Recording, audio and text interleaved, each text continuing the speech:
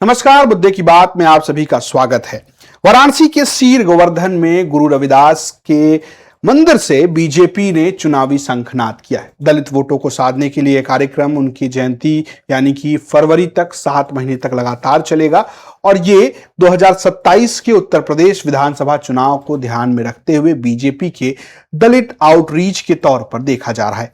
वहीं अखिलेश यादव 84 सुरक्षित विधानसभा सीटों के अलावा कहा यह जा रहा है कि वो सामान्य सीटों पर भी कम से कम 12 दलित प्रत्याशी दे सकते हैं। इस बीच मेरठ में प्रदर्शन हुआ, जनजी प्रोटेस्ट हुआ और चंद्रशेखर आजाद एक प्रमुख नेता के तौर पर खूब मेहनत करते नजर आए, चाहे वो मेरठ में जाकर पीड़ित से मिलना हो या फिर जनजी प्रोटेस्ट के दौरान लोकसभा के बाहर यानी संसद के बाहर धरने पर बैठ जाना हो। इन सबके बीच सभी पार्टियां दलित आउटरीच को बढ़ाने के लिए तत्पर नजर आ रही हैं। सवाल मायावती को लेकर भी है। मायावती लगातार इस जर्जी दौर में पुराने ढर्रे पर नजर आ रही हैं। प्रेस विज्ञप्ति की बात हो, पोस्ट की बात हो, सोशल मीडिया पर ट्वीट करना हो, लगभग यही तरीके नजर आ रहे हैं। ऐसे में सवाल ये कि क्या आज के दौर में जब बात वास्ते गाना होइया से लेके कुचू पुचू तक पहुंच गया है, वैसे में मायावती की क्लिष्ट भाषा और उस तरीके की पॉलिटिक्स क्या दलित जनजी को अप्रोच कर पाएगा? क्या दलितों के वोटों को संभालने में मायावती सफल हो पाएंगी? इन पर बात करेंगे। हमारे साथ मौजूद हैं वरिष्ठ पत्रकार सैयद कासिम जी। कासिम जी, बहुत बहुत स्वागत है यूपी तक पर आपका। Thank you. अगर आप देखिए तो पूरा पिछला एक महीना जो है बड़ा हलचल से भरा रहा और आपने देखा किस तरीके से जंतर मंतर पर प्रोटेस्ट हुआ। उससे पहले मेरठ में ललिता गौतम के मुद्दे को लेकर खूब हो हल्ला कटा और इन सब के बीच अगर मैं देखता हूं तो ये दिखता है कि लगभग 7 से 8 ट्विटर पे पोस्ट नजर आता है, एक प्रेस विज्ञप्ति नजर आती है जो मेरठ के मामले को लेकर है। मायावती हूबहू उसी ढर्रे पर नजर आ रही हैं। आपको क्या लगता है कि क्या कोई इसके बरक्स मायावती कुछ नया करने वाली है? मतलब कुल मिलाकर इस पूरे प्रोटेस्ट में वो लेफ्ट आउट नजर आ रही हैं, तो इसे आप कैसे देख रहे हैं? देखिए रजत भाई, मायावती को आप आज की राजनीति में फिट करना चाहेंगे और चाहेंगे कि मायावती जो है जाकर प्रदर्शन करने लगे, जंतर मंतर पे बैठ जाएं, अपने पदाधिकारियों को जंतर मंतर भेज दें और उसके बाद उनके साथ जाके हुइयां और कुछ कुछ करें, तो ये तो मायावती नहीं करने वाली। ये अब मायावती इससे बहुत दूर है, एक बात। दूसरी बात ये है कि ये जो आंदोलन काकरोच का है, उसके साथ खड़े होने के लिए जो सब लोग कर रहे हैं उसके साथ आप क्यों नहीं खड़े हुए? सबकी अपनी आइडियोलॉजी है। मायावती को पता है कि वो आंदोलन जो लोग कर रहे हैं उसमें दलित जनजी जो है वो नहीं है वो। और अगर ये सोशल मीडिया का दौर नहीं होता तो ये जितनी चीजों पर हम चर्चा कर रहे हैं इसमें चर्चा भी नहीं कर रहे होते। मायावती का अपना एक स्टाइल ऑफ वर्किंग है, वो चाहे सत्ता में रहे, चाहे विपक्ष में रहे, चाहे पार्टी अध्यक्ष के रूप में या पार्टी के संरक्षक के रूप में। मायावती जो कल करती थी वो आज करती हैं, जो काशीराम के समय में करती थी उसी लाइन पर आज भी चल रही और वो चलेंगी। उसमें मायावती को आप उनके पीछे में नहीं ले जा सकते। जैसे आज की राजनीति में अखिलेश यादव को आप लीजिए, अखिलेश यादव सॉफ्ट हिंदुत्व की पिच पे रहते हैं। मायावती के पास ऐसी कोई पिच नहीं, ना सॉफ्ट हिंदुत्व ना हार्ड हिंदुत्व, उनकी अपनी पिच है, उसी पिच पे रहती है। लेकिन इसमें कभी जिक्र नहीं होता कि अखिलेश ने अपनी पिच बदल ली, वो सॉफ्ट हिंदुत्व पे चले गए, मायावती हिंदुत्व की बात ही नहीं करती, वो अपनी ही पिच पे बनी हुई है। हर राजनीतिक दल का अपना तरीका है, अपना अपना स्टाइल ऑफ वर्किंग है। मायावती का ये स्टाइल ऑफ वर्किंग है, जिसे स्वीकार करना हो करें, न करना हो न करें, क्योंकि मायावती बदलने वाली नहीं। नहीं तो ये तो एक बदलने वाली, लेकिन क्या इसका कोई नफा नुकसान देख रहे हैं? क्योंकि मैं नहीं देखता। मैं रजत भाई, मेरी अपनी जाती राय बोले तो मैं इस तरह के आंदोलनों से, इस तरह के कार्यक्रमों से, ये आंदोलन हुआ, प्रधान का इस्तीफा हो गया और उसके बाद क्या कुछ दिन गुजरने दिए, इसको लोग भूल जाएंगे। चूंकि ये जो वक्त चल रहा है ना, ये वक्त बिल्कुल बदला हुआ वक्त है। ये सोशल मीडिया क्या कहते हैं, दूसरा कोई मुद्दा अगर सोशल मीडिया पे एक्टिव हो जाए और वो चल जाए तो ये भूल चुके होंगे लोग। और अगर याद भी रहेगा तो उसमें मायावती या मायावती के लोग या मायावती की जो सोच है उसमें आज जैसे आरक्षण विरोधी बातें होने लगी कि आरक्षण विरोध होगा, यही जनसी जो है आरक्षण विरोध करने लगे तो फिर आप आरक्षण हटा दीजिए, फिर मायावती उसमें क्यों नहीं खड़ी हुई? मैं समझता हूं कि किसी भी लकीर के फकीर बनने वाली चीजों पर मायावती जो है या मायावती जैसे नेता उस पर दिखावा करने के लिए विरोध मायावती की डिक्शनरी में नहीं है। लेकिन एक सवाल मैं जो आपसे पूछ रहा हूं, युवा चेहरा हैं, वो लंबे समय तक लोकसभा चुनाव के दौरान बड़े चर्चा में भी रहे, बहुत भाषण दिए, पेपर लीक के मुद्दे उठाते रहे। वो भी, मैं कह रहा हूं, जेनजी का समर्थन नहीं, लेकिन क्या आकाश आनंद कुछ ऐसा कर सकते थे जिससे काडर में संकेत जाए कि हाँ, पार्टी उसी लाइन पर काम नहीं कर रही है, बिल्कुल कांसीराम के ढर्रे पर नहीं चल रही है। जब पॉलिटिक्स बदल रही है, जब प्रधानमंत्री खुद रील बना रहे हैं, जब वो बदल रहे हैं, तो कुल मिलाकर जब बीजेपी भी बदल रही है, सत्तारूढ़ दल बदल रहा है, विपक्ष बदल रहा है, तो ऐसे में क्या आकाश आनंद जैसे चेहरे को आगे किया जाना चाहिए था? आपको लग रहा है कि ये कोई स्ट्रेटेजिकली फैसला नहीं लिया बसपा ने इस मामले में? देखिए रजत भाई, मैं फिर कह दूं, उन्हें मालूम है कि इस तरह के आंदोलनों में, इस तरह के कार्यक्रमों में, इस तरह चल होने वाली जो भी घटनाएं हैं, उसमें उनका वोटर जो है वो % में भी होता है, पॉइंट में, प्रतिशत में नहीं। 0.05%, 0.07%, इसके ऊपर नहीं होते उनके लोग।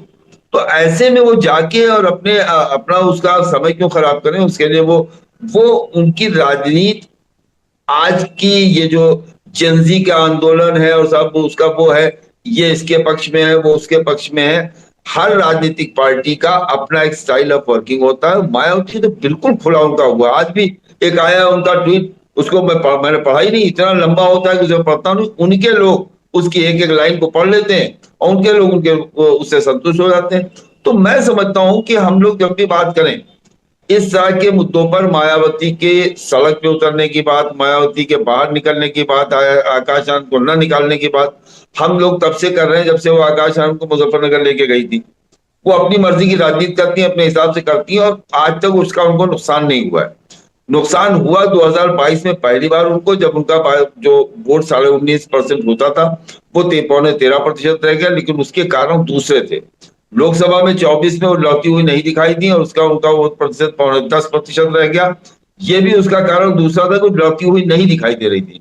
लौटी हुई मायावती आज भी अपने उसी वोट बैंक के साथ खड़ी दिखाई देंगी आपको जो पहले थी, और सरेंडर मायावती जो है वो उसी जगह पे आपको दिखाई देंगी जहां पे आपने उनको 2022 में और 2024 में देखा है।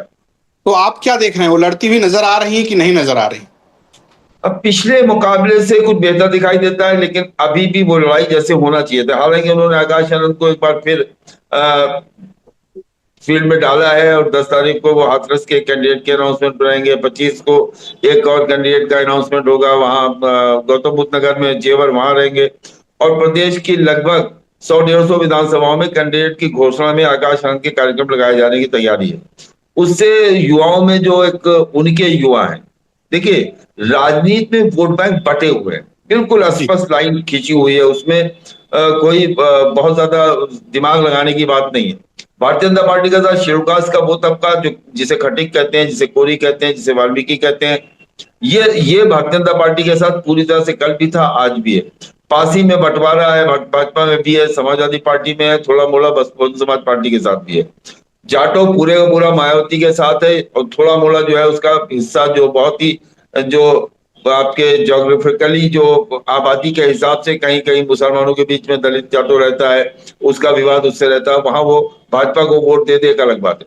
तो ये एक यूपी में सियासी तौर पर आप देखिएगा तो जाति में जाति है। और ये कि रविदास के नाम पर भारतीय जनता पार्टी कार्यक्रम करेगी और फरवरी तक करेगी तो सारा दलित उसके पीछे आ जाएगा, बिल्कुल नहीं आएगा।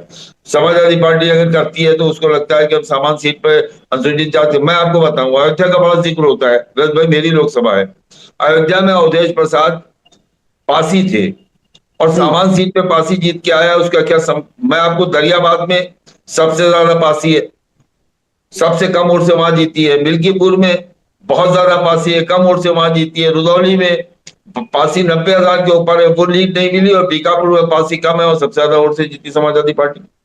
तो ये एक आम फ्रेम में सब लोग देख लेते हैं और उसमें अपनी क्या कहते हैं अपना फैसला सुना देते हैं। साहब सामान सीट पे पासी लड़ा तो बड़ा फर्क पड़ा, नहीं हुआ, नुकसान हुआ है। नहीं, मैं ये कह रहा हूं, चलिए आप दोनों बातों करके कहा, पहले बीजेपी की बात कर लेते हैं। 29 जुलाई से बीजेपी संत रविदास जयंती से तक 7 महीने तक समरसता यात्रा करेगी। आपको ये लग रहा है कि 2024 में दलित खिसके, ना सिर्फ बसपा से बल्कि बीजेपी से भी छिटके। आपको लगता है कि इस यात्रा का फायदा होगा बीजेपी को? और अगर दलित मायावती को नहीं देख रहा है सत्ता में आते हुए, तो क्या वो बीजेपी के साथ जाएगा? देखिए, दलित पे कौन सा दलित, मैंने अभी आपसे कहा ना, देखिए दलितों में बंटवारा है। दलित में सबसे ज्यादा वोट जाटो है, जो मायावती की बिरादरी है। मायावती जिस जात से आते हैं उस जात का होता है वो सबसे ज्यादा 12-13% के आसपास जाटो है उत्तर प्रदेश में। उसके बाद फिर पासी है, कोरी है, खटिक है, वाल्मीकि है।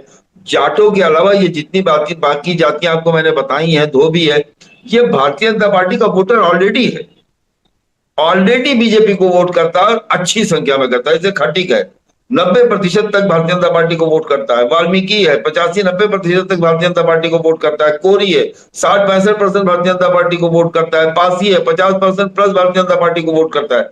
इसमें ऐसा कुछ नहीं है ना, संदेश की राजनीति है कि देखिए हम जो है भदोही से यात्रा निकालेंगे, क्योंकि संत रविदास नगर जिला था, उसे मायावती ने जिला बनाया था, संत रविदास नगर के नाम से बना था।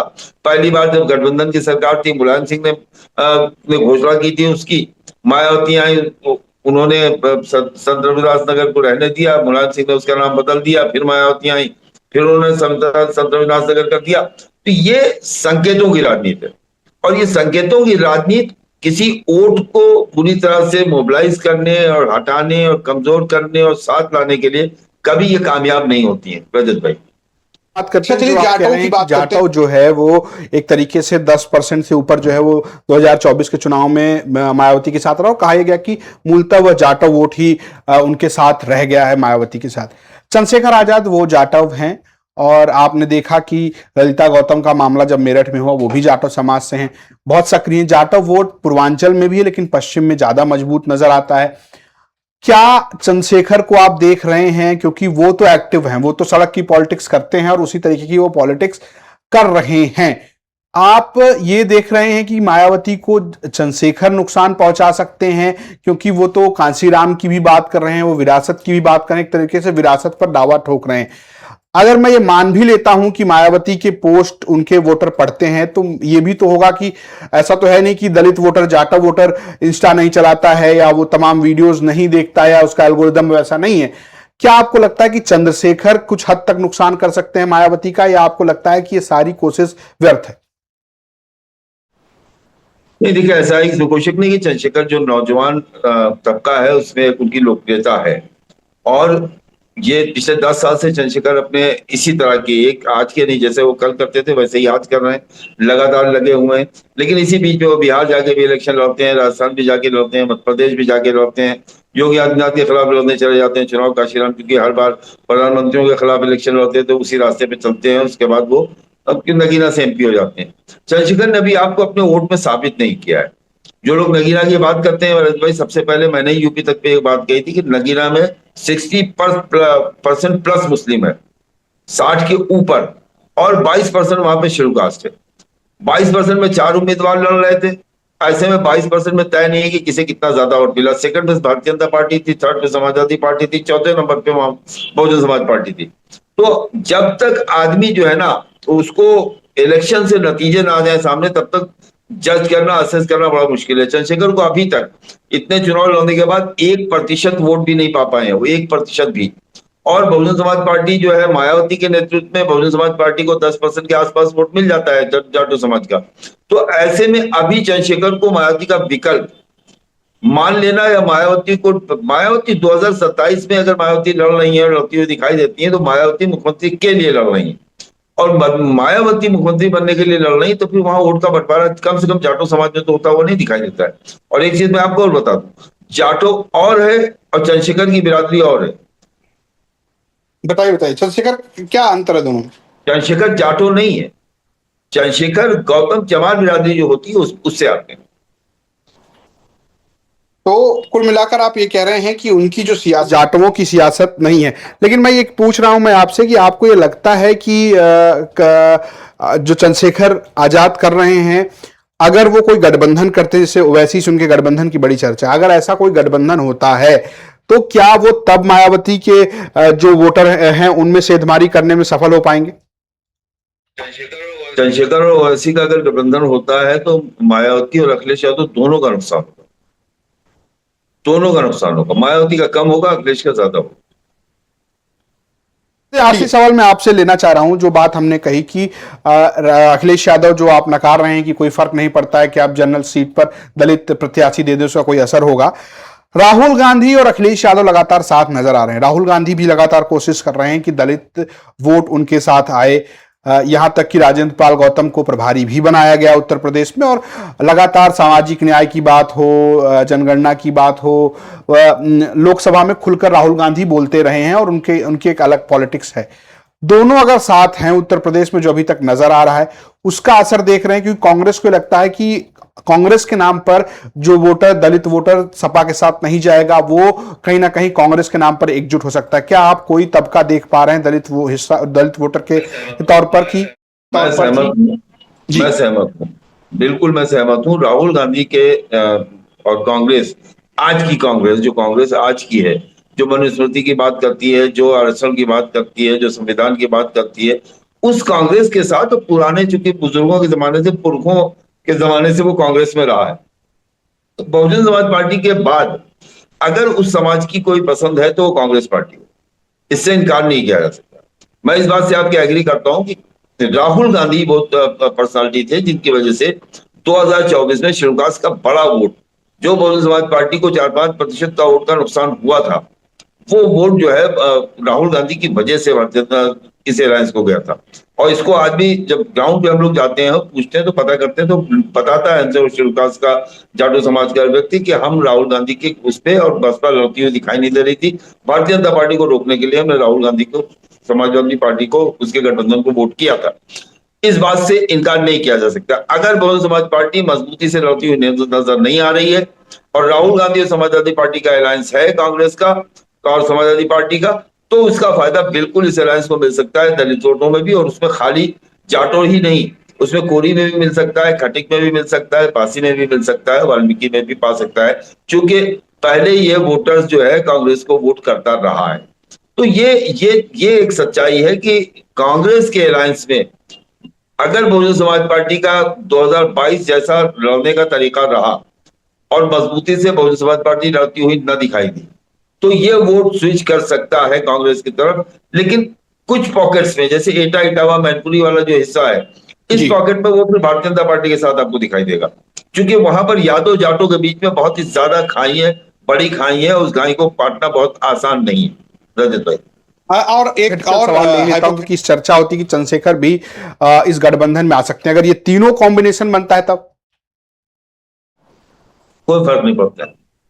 चलिए, मैं आपको पहले भी कह चुका हूं, फिर कह रहा हूं, चंद्रशेखर वोटों के मामले में अभी इतने ताकतवर नहीं हुए कि अपने साथ कहीं वोट ट्रांसफर करा सके।